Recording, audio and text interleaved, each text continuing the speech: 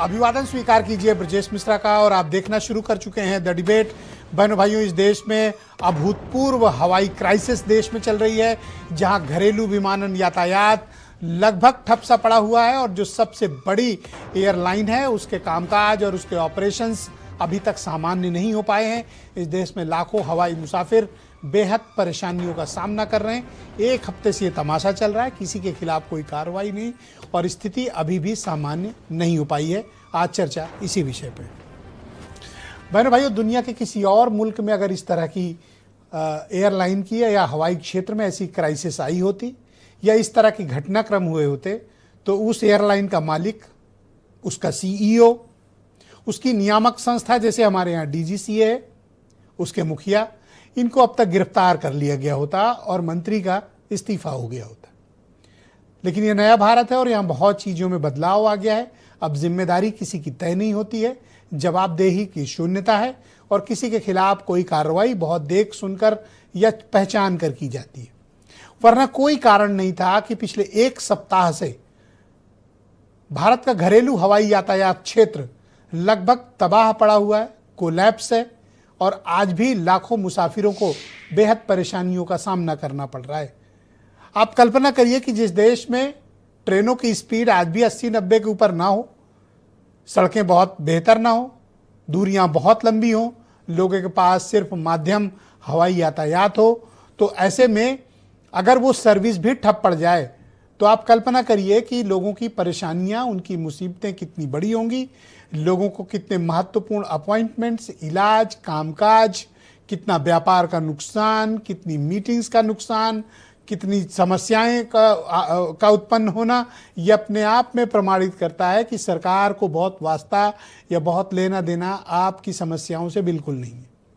वरना कोई कारण नहीं बनता है कि इंडिगो जैसी एक प्राइवेट एयरलाइन पर कोई भी कार्रवाई करने से सरकार इस कदर डर रही है, इस कदर पीछे हट रही है, जो अपने आप में बेहद आश्चर्यजनक है। और यह हैरान करता है कि एक एयरलाइन ने किस तरीके से पूरी व्यवस्था को अपने सामने घुटने टेकने के लिए मजबूर कर दिया है। आज 8 तारीख बीत गई, इंडिगो ने ना जवाब दिया, ना इंडिगो के खिलाफ कोई कार्रवाई। नागरिक उड्डयन मंत्री, जो रील मंत्री ज्यादा हैं, वो बड़े बड़े बड़बोले बयान देते हैं, पर राम मोहन नायडू अभी तक स्थिति सामान्य करने की दिशा में एक कदम भी आगे नहीं बढ़ा पाए हैं। Director general DGCA Faiz Ahmad Kidwai वैसे रहने वाले तो उत्तर प्रदेश के हैं, लेकिन ये एक नाकाबिल डीजी साबित हुए हैं, जिनके कार्यकाल में भारतीय एविएशन हिस्ट्री का सबसे बड़ा डिजास्टर चल रहा है और इस व्यक्ति पर कोई कार्रवाई नहीं हुई। तीसरे शख्स का नाम है director flight safety department, director FHD operations Ravinder Singh Jamwal का। ये एक तीसरे गुनहगार हैं जिनके खिलाफ कोई कार्रवाई नहीं हुई। इंडिगो के सीईओ के खिलाफ भी कोई कार्रवाई नहीं हुई, जबकि वो विदेशी नागरिक है। इतना सब होने के बाद भी आज भी तकरीबन 600 फ्लाइटें इंडिगो की रद्द हैं, कोई कार्रवाई नहीं हो रही और पूरा देश बैठ के मूक तमाशा देख रहा है, कोई कार्रवाई नहीं। आम जनता हैरान है, परेशान है, लाइनों में लग रहे हैं, लोग रो रहे हैं और इंडिगो के स्टाफ और मैनेजमेंट अट्टहास कर रहा है। ये इस देश की त्रासदी देखिए कि हमने एक विमानन कंपनी को इतना ताकतवर बना दिया है कि पूरी सरकार को उसने झुका लिया है और सरकार की हिम्मत नहीं पड़ रही है कि वो इंडिगो के टॉप मैनेजमेंट, जिसमें सरकार के बहुत कृपा पात्र लोग भी हैं, उनकी आंख में आंख डालकर ये पूछ सके कि ये क्या हुआ है। अब तक हिम्मत नहीं पड़ी है। मैं कुछ गंभीर प्रश्न चिन्ह इस परिचर्चा में उठाना चाहता हूं जो मीडिया की चर्चा से परे हैं। जब सबको ये पता था कि ये नियम 1 नवंबर से लागू हो रहा है, तो 1 नवंबर से 1 दिसंबर तक, जिसका जिक्र आज मंत्री ने, राम मोहन नायडू ने राज्यसभा में किया, तो 1 नवंबर से 1 दिसंबर के बीच क्या हुआ?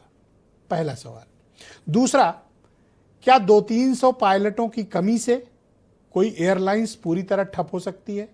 वो भी तब जब इंडिगो के पास 2300 से ज़्यादा पायलट्स हैं और उनको तकरीबन 100-150 पायलटों की और अतिरिक्त आवश्यकता थी। क्या सिर्फ 100 पायलट्स की कमी से पूरी एयरलाइन बैठ सकती है?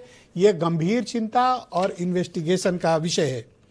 और ख़ास तौर पर तब जब वो एयरलाइन जो तकरीबन 2300 फ्लाइट्स जिसकी डेली हों, तो उसके साथ कैसे हो गया। तीसरा सवाल, जब मालूम था कि 2 साल पहले से पता था कि FDTL यानी फिक्स्ड ड्यूटी टाइम लिमिट लागू होने वाला है, तो 2 साल से इंडिगो ने इसकी कोई तैयारी क्यों नहीं की।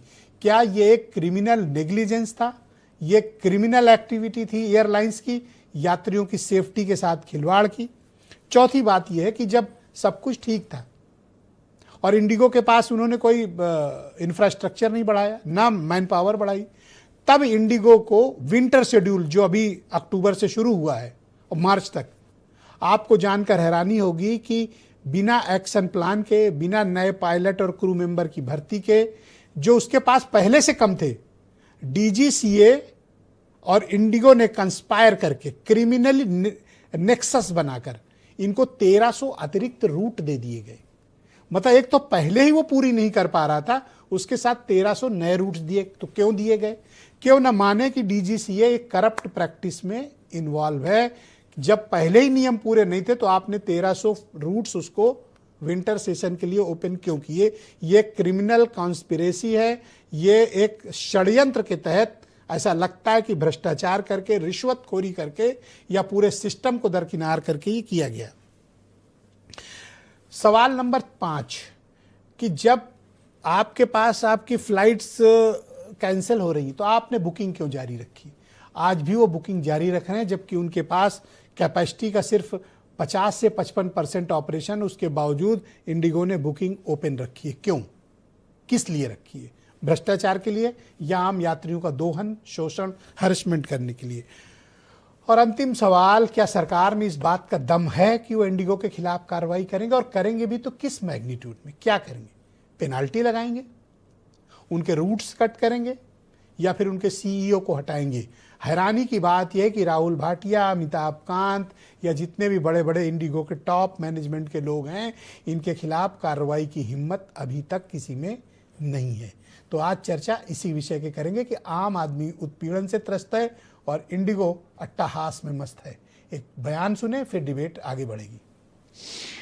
क्राइसिस अभी देखने को मिला वो AMSS से रिलेटेड नहीं है। इंडिगो के इंटरनल ऑपरेशंस में उनके जो क्रू रोस्टरिंग सिस्टम है, उनका जो अपना इंटरनल प्लानिंग है, उसमें गड़बड़ी के कारण ये सब हुआ है।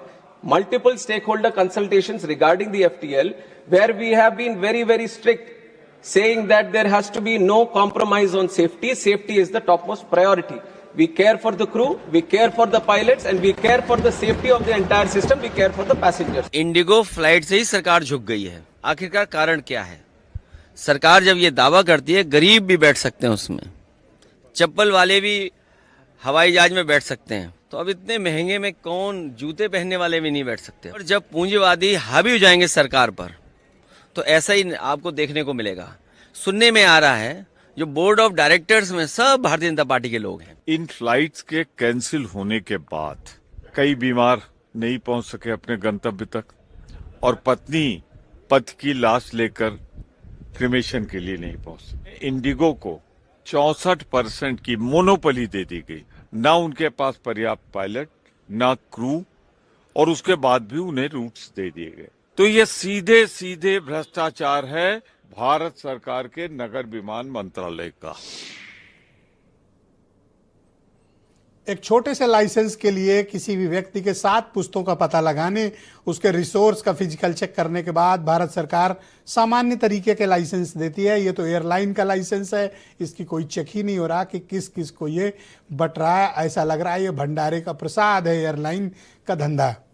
रत्नाकर सिंह भारतीय जनता पार्टी के प्रवक्ता हैं। ग्रुप कैप्टन GP वाजपेयी मेरे साथ मौजूद हैं। IP सिंह समाजवादी पार्टी के राष्ट्रीय प्रवक्ता, सुरेंद्र राजपूत कांग्रेस कमेटी के प्रवक्ता, और क्वालिफाइड पायलट और एविएशन के एक्सपर्ट कैप्टन प्रखर गुप्ता मेरे साथ मौजूद हैं। वीरेंद्र सिंह जी हमारे स्टेट हेड, आप सभी का स्वागत और धन्यवाद। तो बताइए कैप्टन